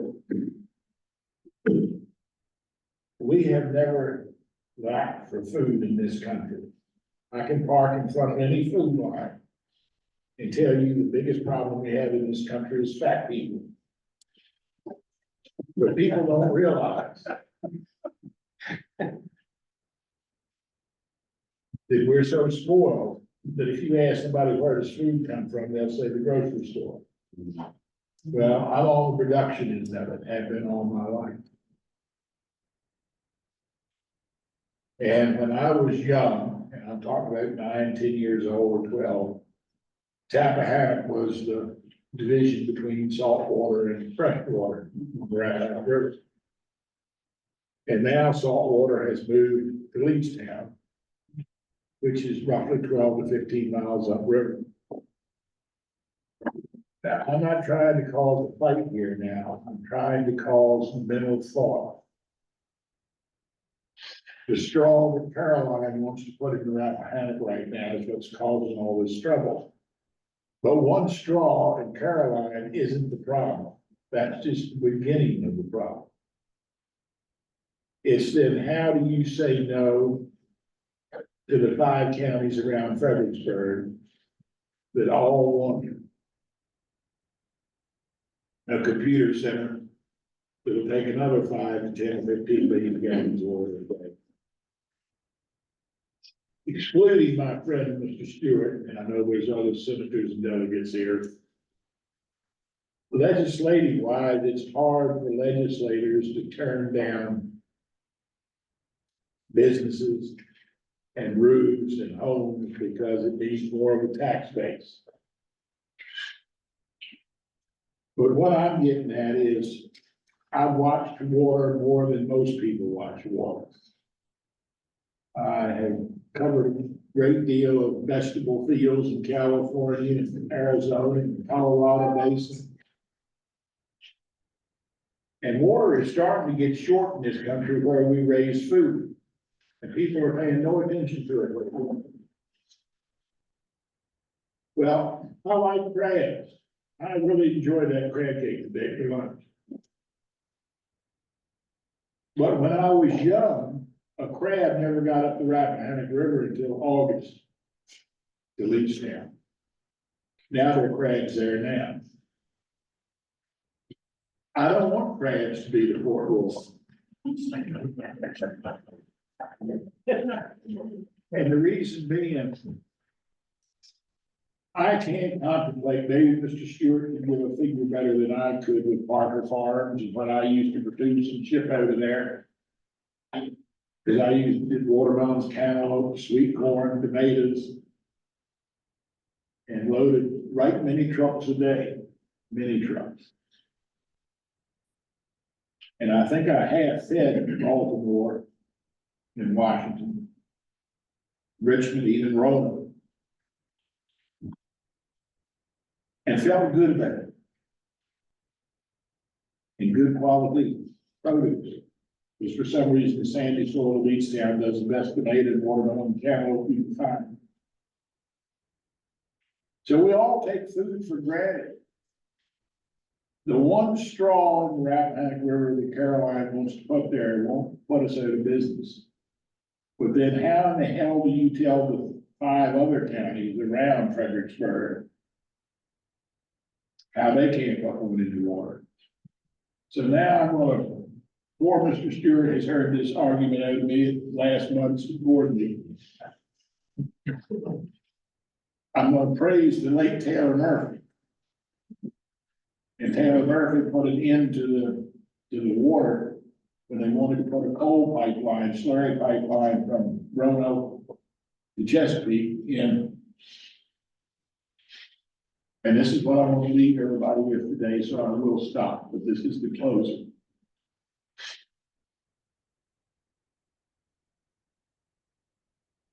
How can you take the water, fresh water out of the mountain counties and take it to Chesapeake and put it in salt water for the ecology difference alone? But when the people in the mountain counties run out of water, then where are they going? What are they gonna use? What are they gonna have? So when you want to take water out of the Rappahannock and send it to Carmel Church or Hanover, and then put it back into the Mattapine or the Monkey water basin, that's transfer of water. I hate to tell you, in the sixties and seventies, that line of thought failed in this state. You couldn't transfer water from one basin to another. And we better think good and hard about it today. And irrigatable water in each town is right on the borderline of being able to use it or not use it right now. And this is not the 4th of July yet. Of course, it usually doesn't get this dry this early either. There are very few farmers, and there's very few big forest operations. But I like lumber, so when you want to build a house, you can afford to buy it. And I like fresh vegetables grown locally in this state. And so we're not voting on water. The hardest brick I can drop on this is I will be dead and gone by the time the problem really hits 20 and 30 years from now. But when you can't raise vegetables and food at least down in other places up and down Rappahannock, you're gonna see food skyrocket even worse than it is today. Because the problem is worse in other places, whether you talk Florida, whether you talk Colorado, whether you talk California. We've got to start thinking about 20 and 30 years from now, and nobody's doing it right now. Whether it's a board of supervisors, whether it's state government or federal government, everybody wants to build. Everybody wants business, so their tax base can go up. But we got to think about the survivability of every human being in this room, and our children and our grandchildren, and how important the Rappahannock River is. People are going to have to start defending it, and the quality of that water and how that water is used. And Richard Stewart brought it up, and as I know, I have a supervisor from King George beside me. When I heard a couple of weeks ago or a month ago about King George's got 10 years of water that they can pull out of the aquifer left, boy, did that break me up. We're talking 10 years from now, the whole county's gonna have to come probably to the Rappahannock. I don't want Kathy to hit me, but I don't know if I can afford that much water leaving the Rappahannock anymore. So everybody's knowledge in this room, whether you're a delegate, whether you're a senator, or whether you're a supervisor, or just like Woody said here, we got to use our heads a hell of a lot more than we've been doing it in the past. The problem is coming, and it's going to hit us all right in the face. I will shut up at this point. We've got to protect the Rappahannock River. And it's the most basic thing. And that's why I've sat on this commission for 25, 30 years. It's time to not talk about it. It's time to say, wait a minute, everybody can't put their straw in the Rappahannock River and suck out what they want. I thank you. I've talked too much, but I do think it's very important, and that's why I've said what I've said. Thank you. Thank you, William. You all have that sage advice for us. No, I was just gonna make a comment. You make a very good point. I do have some suggestions. I think for one thing, some counties should get a lot of credit for their conservation efforts. Essex County's done a wonderful job. Caroline County's done a wonderful job. Gave up our building permits, went from 10 acres per house to 25 acres per house. There's a lot of open easements on that river, including a lot of the irrigation land, which is an easement. I do, however, have neighbors, counties over, that can put 100, 200 houses right on the river and nobody blinks an eye at it. But everybody on the other side is getting water for all their developments and all their industries and that type of thing.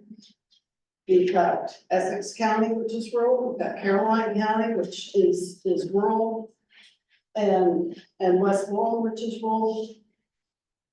We have a right to survive too, which is why we started this 20 years ago. But I think some credit needs to be given when they start looking at water permits to counties that do control growth and control their environment through easements, especially when it's near water sources. So I will put that suggestion out to you. Yeah, from the Essex County standpoint, I do appreciate all the comments today. This is a regional issue, obviously, and, I'm still learning about it.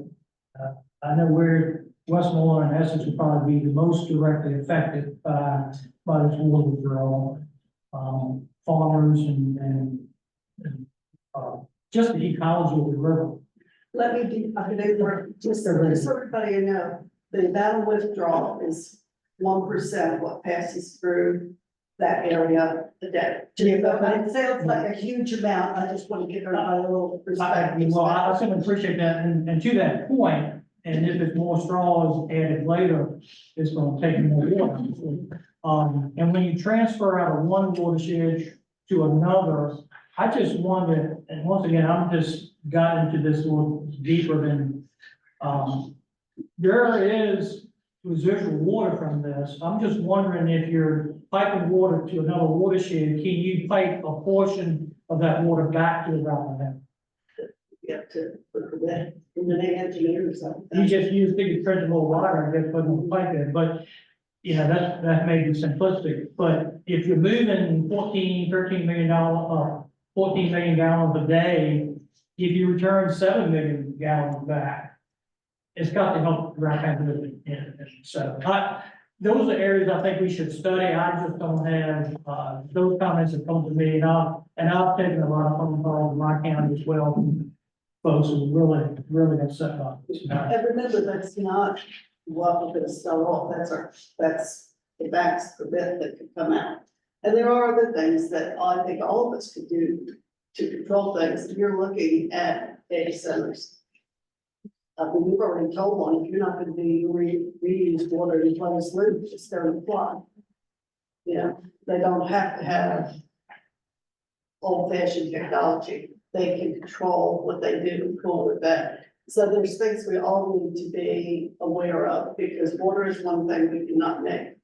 But just because you live in rural county does not mean you are any more,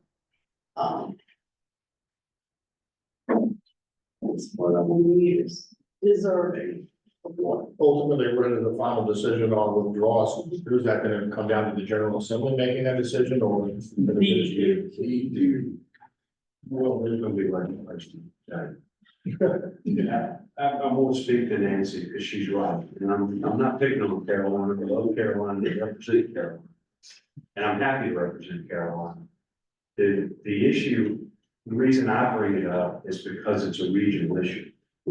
And this is a commission for the Rappahannock River Basin Commissions. This is exactly the topic we should be fleshing out, as I understand the mission. And I'm not saying take a position against Caroline, or position against Essex, or position against Westmoreland. But the people in this room are here because they care about the topic. And if you care about the topic, then we ought to be able to all talk about it civilly and have good ideas about how we allocate this resource. The Constitution of Virginia very clearly says that our resources are reserved for the benefit of the citizens, not AWS, Amazon, not any of that. And it is incumbent upon us to make sure that we protect those resources for the people that elected us. That's what our job is, whether you're a supervisor or a delegate or senator or whatever you are. And this is the platform that we should be discussing it and working on. Woody brought up an interesting point. He told me about Mr. Murphy, and so I did the research on that. And you were right. There was actually a proposal to do an interbasin transfer. It was in 1985, I believe, when he first got elected. And he put forth legislation which scared everybody so bad, they withdrew the project. And nobody ever chose to do an interbasin transfer again. It was a very effective way. I've done that a couple of times myself, where you propose a bill that just, people go, oh my God, you don't even want that to come on the floor of the General Assembly, and so they'll back off. But it was a very effective means. We have not seen this now since 1985. And when it was fleshed out, and by the way, I am getting that legislation. That's why I'm going, you might find, When you brought it up, we're going through the archives to find that old legislation. and nobody could love King George or Caroline any more than me, and you're absolutely right, Mr. Stewart. We need to look at this as a problem we all have. We're just the first one to it, that our permit came up first. Exactly. It's gonna come to everyone else. We gotta tackle the faces. Yeah, so. And how do you pay for it? I'm throwing that out too. Rappahannock starts. Yeah, a lot further up, that's not start at King George, it's not, doesn't start. No, we go all in Sperryville. We're just the first one. Well, we're downriver, yeah. And it's definitely something we're all gonna be able to cover from the region, we have to think about the region, thoughts on this. But we can't keep putting it off like problem. The problem is that every step now. We should probably start it, so the next. Because otherwise we'll end up like the Weston being water wars. So I'm thinking. Super important topic, I think we need to continue to work together and think about it regionally and together, but, Yeah, Mr. Chair. I hate to put you on the spot, man, but I invite you people to come look at our water system in Spotsylvania County. We've got a strong Rappahannock that's above the fall line. We don't have that large volume of water coming where we're pulling out at. We do have 3 reservoirs that are built.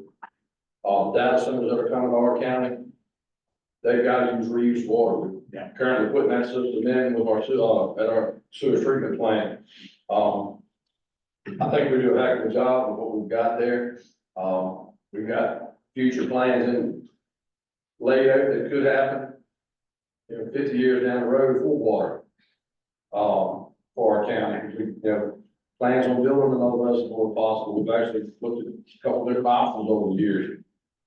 That may be the route we're gonna have to go with King George in the situation that you're in. Might have to, because I'm above the fall line, I don't have to worry about salt water coming to, like Caroline, you may have to worry about salt water where you're pulling that in. I've seen them have crab pots up above 360s. Crabs ain't up there, because if it ain't moving salt in the water, it's gotta be a little bit there.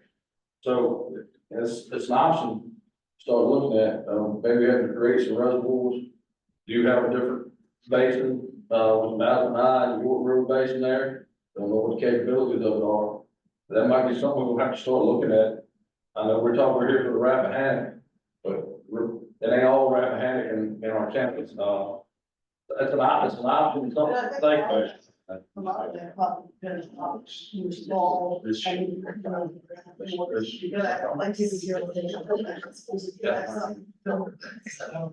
Well, great comments. We'll continue to keep this on a hot button issue in front of the commission, because I think it's gonna be something that's gonna be important for us going forward.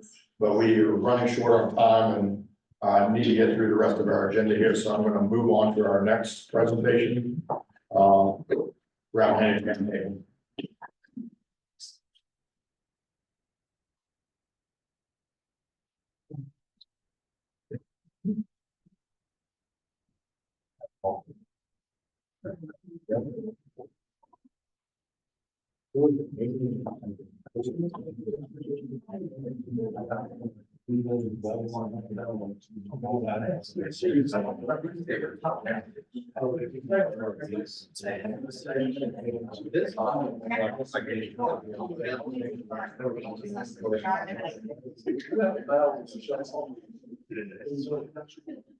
Yeah. You ready?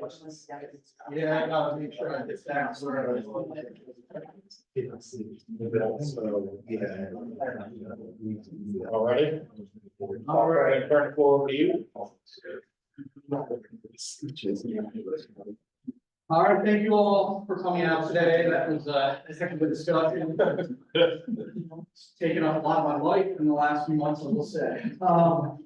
I'm not here to discuss surface water today. My name is Brent Hunsinger. I'm with Friends of the Rappahannock. I will assume that everyone knows who Rappahannock, Friends of the Rappahannock is and what we do. I'm here to talk about something that's kind of tangentially related to Friends of the Rappahannock, but it is a Rappahannock River Roundtable. And my slides are not nearly as elegant as Lowery's were, but I hope you will check out the website later, because really the website is where you're going to be able to see everything and all the partners. It's too much to put on, literally hundreds of partners to be able to put on here. So the Rappahannock River Roundtable is a strategic partnership of stakeholders focused on the conservation and restoration of the Rappahannock River and the watershed in Virginia. The biggest thing to remember is that the Rappahannock River Roundtable is not associated with advocacy in any single way. They do not discuss advocacy policy in any way. It's really all about bringing resources and collaboration to bear with members to further things in the watershed. So essentially, it's a collaborative organization working to accelerate the pace of water quality improvement in pollution reduction. A little bit of background. It started in 2016. It was funded by Department of Environmental Quality. It's been supported in recent years by National Fish and Wildlife Foundation Fund that has continued. The website shares resources, projects, and upcoming professional development opportunities with members and with the project itself.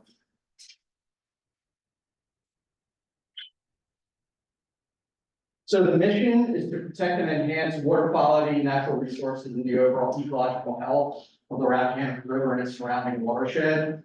It really aims to achieve this through various conservation efforts, education, and community engagement. I have to give credit where credit is due. Brian Hoffman, this was kind of his brainchild. If you know Brian, he's our deputy director. He's on maternity leave. He had a child about a week ago, so he sends him regards. But he is a busy man these days. But he was kind of brainchild, and he has kind of made it work. As you know, he thinks really big and makes things happen.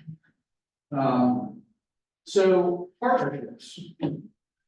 Like I said, the partnership works to accelerate the pace of implementation for priority BMPs. And so that's anything that helps clean our water and associated conservation programs that are involved in phase 3 WIP. And if you remember, if you were in Stafford, we used where we had updates about the WIP and kind of where we are on that about 3 months ago. And we do that through innovation, resource sharing, capacity building, and technical assistance. So the partners, like I said, there's way too many. You'll have the website to go to. They're made up of all the PDCs in the Rappahannock watershed. So a few of you are all here today from the PDCs, planning district commissions, soil water conservation districts, basically every state agency you can possibly think of, federal agencies, tribal nations, especially the Rappahannock tribe, many different land trusts, nonprofits, many businesses, and then quite a few universities as well. We offer a lot of different resources. So assistance with grant writing, project development, outreach and education programs and campaigns, social media and digital content, GIS, mapping support, and other services, not just to members, but to schools, landowners, localities, and all types of other roundtable partner activities. So a little bit about funding, really, because when it comes down to it, what really makes everything go is funding and resources, technical assistance. In the last 8 years, so there's a couple of recent grants that we'll talk about in a minute. recently, but a few of the different types of grants that we have helped partners and localities apply for include Chesapeake Wild, DOS Trees for Clean Water, National Fish and Wildlife Foundation, INSR grants, and small watershed grants. To date, we've supported about $5 million in grants to partners and to friendly Rappahannock. These include recent grants, such as one from Chesapeake Wild that is helping form a focus or a work group with land conservation folks that are meeting up and down the watershed to imagine Piedmont Environmental Council. And then all the land groups basically down to Northern Neck Land Conservancy, Middle Peninsula Land Conservancy, Northern Virginia Conservation Trust, American Farmland Trust, and you name all of them in between federal partners like the Wildlife Refuge. They're all working together to try and figure out how to accelerate the basic land conservation in the Rappahannock watershed. Also recently, as of last week, we received was $1.57 million from NNS&WCD for things like silver pasture, buffer plantings, riparian buffer plantings. But the important part about that is not just the planting itself, but it will pay for maintenance of those projects in the foreseeable future going forward, as well as other things like oysters, tree planting, and other green infrastructure projects. A good example will be the Urbana Oyster Festival Foundation received a grant to do a large constructed wetlands project that will be done in November of this year to stem some heavy erosion that was happening in one of the creeks going into Urbana, in South Urbana. We also won't know this yet, we'll figure out in September. We have applied for a large NIFWIC grant that was actually this is very fitting that we had a living shoreline discussion today. So if we were to get accepted, we wrote a proposal to bring $700,000 worth of funding for living shorelines to the Northern Neck and Middle Peninsula. $100,000 of that would go to Windmill Point for their project out there to Lancaster County. But then about $500,000 of that would go towards the Soil Conservation District, to pay some technical assistance time for them, and also provide cost share for VCAP projects that are approved for living shorelines. So that's trying to bring in some living shoreline money, because we've had many conversations about living shorelines with a lot of you all individually. I think we're going to be trying to work with some of you all to bring even more funds potentially this year through the General Assembly, but those ideas are kind of to be determined and need to be hashed out over time about what that best vehicle is to do that. So raise your hand if you've ever been to the Rappahannock. So we hold a symposium every year. It's in October. This one is going to be in October 16th, 2024. Basically, we try to bring together the best and brightest minds to talk about all the different things that are happening in the Rappahannock watershed, whether that be things like different NRCS practices. These are a few examples from last year. The Virginia Grassland Bird Initiative, Bee Friendly Beef, the Chesapeake Bay Program overview and updates, resiliency fund. So where are the different funds for resiliency, like the community flood preparedness fund, et cetera. Things like ag friendly solar, different funding pots for different folks who need different types of model. Impacts of climate change on septic, fish culvert passage, and then urban and community forestry. So like I said, there'll be an opportunity. Registration will be, keep an eye out. Registration will be in September. It's in Fredericksburg every year at a beautiful facility called the Bulletin Mill. And then the best part is we can go have here at a local brewery. Only one. However many you want. I think John shut me down for a few last year. What I do to make you happy. So please learn more. Like I said, it's coming. I believe Chief Ann from the Rappahannock tribe will be the keynote speaker this year. Every year we try and have someone be the VIP to talk. And the last thing I have to share is something about Rappahannock Carbon.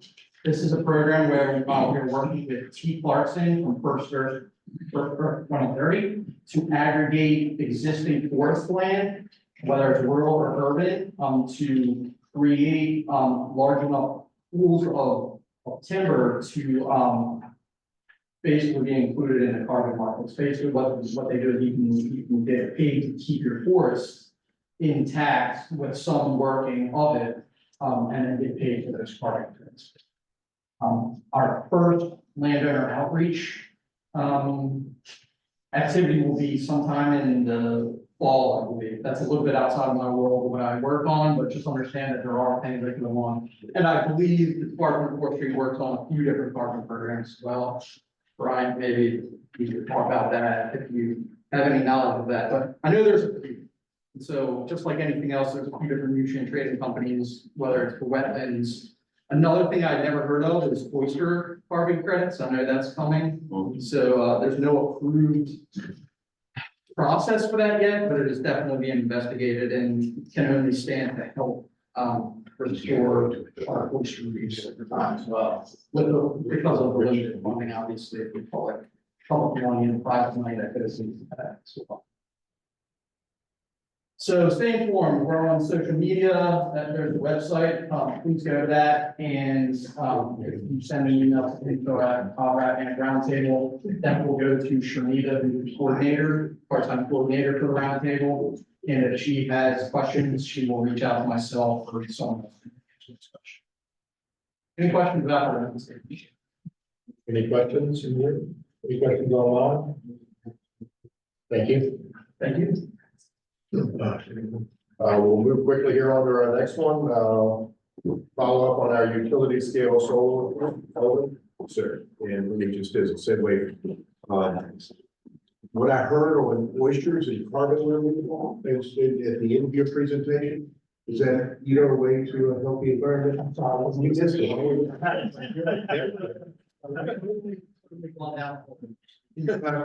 Clean river, eat oysters, right? Yeah, right, and so, at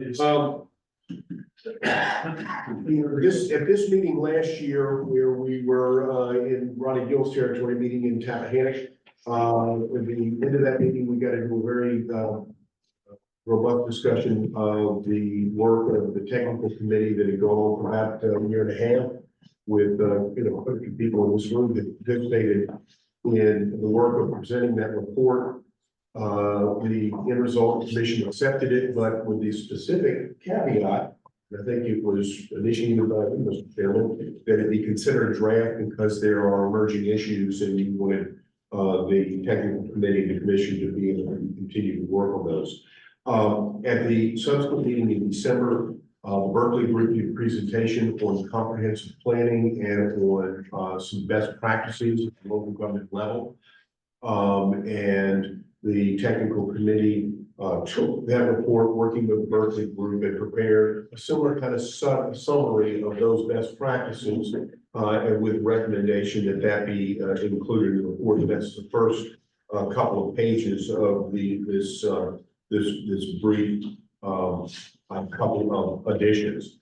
The second was got into a discussion on what's ahead with utility scale solar, and one of the solar developers, Open Roads Renewables, talked about their business projection that the growth of utility scale solar projects was going to lessen in the second half of this decade because of infrastructure constraints, and that there just aren't as many sites available that are big enough for the large projects where you can inject that amount of electricity into the backbone infrastructure without major upgrades to the infrastructure. That's going to slow the projects. Well, the technical committee got into a discussion of that because it was right after the General Assembly session where there had been bills introduced that were on the premise that it was the fault of local government slowing down projects. And the technical committee felt that it ought to be a record of, well, let's look forward at what's going to happen. Localities aren't necessarily going to be the bottleneck, if in fact they are, and there's debate as to whether they aren't. So that was the point of the second edition, and that the technical committee voted to put, oh, yeah. To that point though, and I'm just curious, I thought that these solar developers could pay to make the upgrades. Yes. So I'm not sure that that is. And his, their business perspective was it's going to slow because it's going to change the cost modeling on the projects. Because you're going to have to pay to upgrade that basic infrastructure, and it changes the economics, which may make it more difficult for certain projects versus others. Does that make sense? The thing I'm concerned about is there was a bill introduced for permit by rule. Essentially, everybody know what permit by rule is. So basically, there's a group in the General Assembly that wants to take your zoning authority away from the local governments because they're not getting enough solar farms zoned. And I'm not advocating for or against, I'm just explaining. And that was basically shelved for about a year, as I understand it, and they're gonna see. In North Carolina, they do permit by rule, which essentially says if you meet the requirements of the law, the supervisors don't have to say. And they're pushing really hard next to Virginia. And I oppose that. I think most of us oppose that, obviously. But there's going to be a hard push for that going forward.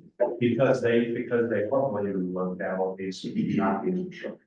Well, I thought they were not too long ago, we were having this discussion blaming the grid control of PG&E, where we have backlog of applications and grid control.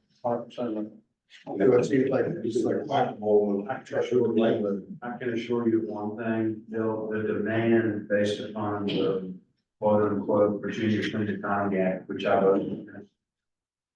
I voted against it, but the demand because of that, they're gonna spend the money to upgrade the grid, and I can assure you, because the price continues to go up and up and up. You know, when this first started, it was $200 or $300. I'll take it, because they're not gonna pay to upgrade the grid, we're gonna pay to upgrade the grid, because we don't pay the ratepayers, and we're not gonna pay for that, because Dominion does this all the time, they say, no, we can't afford it. Then when they wanna do it, they do it, and they just charge the ratepayers. You're exactly right. The ratepayers pay, just like the data centers, all of those upgrades that go into place, the ratepayers pay. Not the business, and the same will happen here, it will be distributed among. But that ain't gonna what slows it down. Yeah, no. But everybody needs to be conscious of that, and I guess your members of Becker, and they keep you advised, all that stuff, but that's gonna be a big fight. That's just, I don't believe that to be the case either, localities are not the ones to blame here. Well, locality shouldn't lose their zoning, that in my opinion, is you all are closer to the people that you represent, you should retain that zoning authority, because you know what's best for each locality. We, not us originally. With that, Mr. Chairman, Tech Committee is recommending to the commission that you vote to accept and make those part of the report. We'll incorporate them into the report if you so wish. All of the points that were just made were all part of the things that were discussed by the technical committee. So everybody's right in sync. And the committee was concerned that the recent discussions in the General Assembly that were looking at taking away local control, exactly what the senator said, that there should be an awareness that that's not, if that is in fact a bottleneck, there are other bottlenecks that aren't the fault of local government, and going and beating up, I'll say it my way, beating up local government is not necessarily going to solve the problem. Well, and if I may, Mr. Chairman, part of that was, you've got, you have the battle right of conditional, in zoning, but you also have the flexibility of the siting agreement, which, that's there. So there should be a bottleneck.